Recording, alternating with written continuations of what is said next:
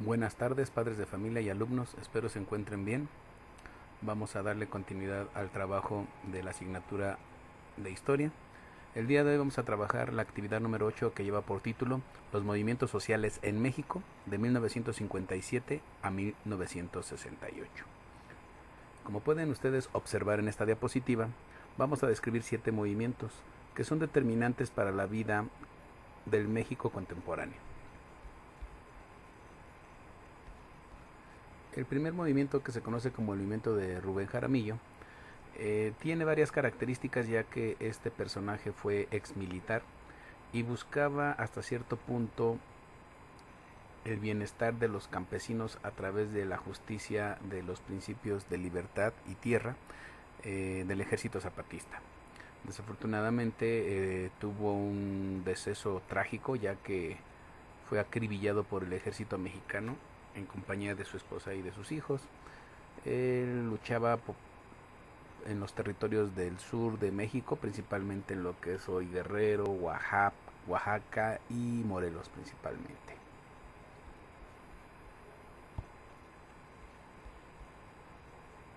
El movimiento sindical de los ferrocarrileros que estamos aquí observando tiene dos personajes centrales, que fueron Valentín Campa y Demetrio Vallejo. En toda la década de 1950-60 estallan una multitud de huelgas, de paros a nivel casi nacional de varios sectores productivos de México, entre ellos el de los ferrocarrileros. Obviamente todos estos movimientos tienen un carácter político, social y económico. El de los ferrocarrileros estalla una huelga porque hay una serie de, vamos a llamarle, de movimientos donde el gobierno mexicano interviene en los sindicatos. Y esa intervención se le conoce como charrismo o corporativismo. Ya habíamos hablado sobre el término de corporativismo y sobre lo que es el charrismo. En 1958 los ferrocarrileros se inconformaron y crearon una comisión para la revisión de salarios, en la que resultó electo el secretario general del sindicato, que fue precisamente Demetrio Vallejo. Un año después, estas demandas de los ferrocarrileros permearon en otros sectores, como fue el de los telegrafistas, los maestros, los médicos incluso también. Vamos a continuar. Otro de los movimientos importantes de esta década es el movimiento del sindicato petrolero. Los petroleros, igual que los otros movimientos, buscaban un incremento salarial y sobre todo democratizar los sindicatos. Hay que recordar que en esta época los sindicatos estaban incorporados al Estado y al gobierno, es decir, imponían a los líderes. Por lo tanto, no había una democratización de los sindicatos, pero sí había un control rígido, donde a través del corporativismo se manipulaban incluso a los dirigentes sindicales.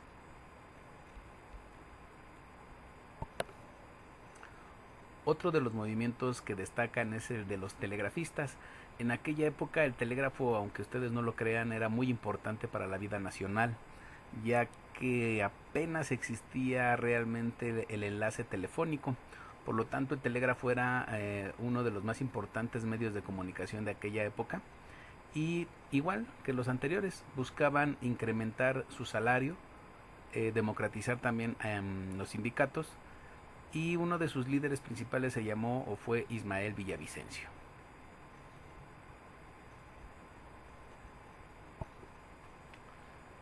Uno de los movimientos más emblemáticos es el de los profesores, o conocido como el movimiento revolucionario del magisterio, porque algunos de estos maestros también eran maestros rurales, y surgió en aquella época varios movimientos clandestinos de lo que van a ser las guerrillas en los estados de Guerrero, Oaxaca, y también van a surgir movimientos incluso en zonas urbanas.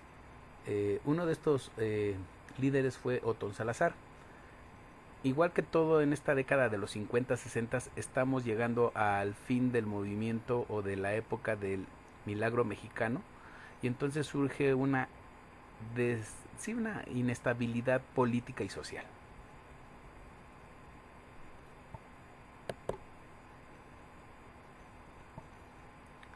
Otro de los movimientos más importantes fue el de los médicos, que se conoció como el movimiento de residentes e internos. Surgió precisamente en un hospital del Iste, que en aquella época era el 20 de noviembre, y aquí ellos buscaban tres cosas importantes parecidas a los anteriores, ¿no? Mejorar el nivel salarial o económico, buscar una certeza en el empleo, es decir, que tuvieran bases y que participaran en los programas de enseñanza.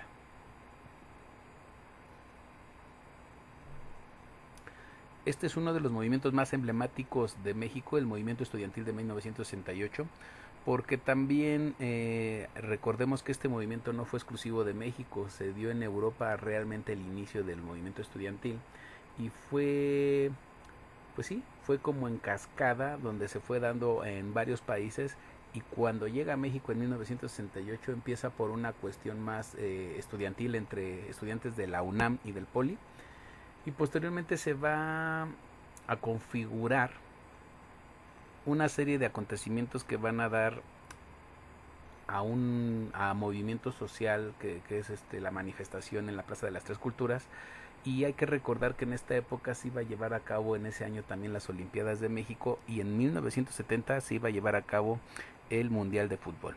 Entonces todos estos eventos van a dar un ejemplo del sexenio de Gustavo Díaz Ordaz, de que el gobierno tenía pues un control, un desarrollo de la economía, etcétera, y estos eventos deportivos iban a servir de escaparate para el mundo, para que vieran cómo estaba México.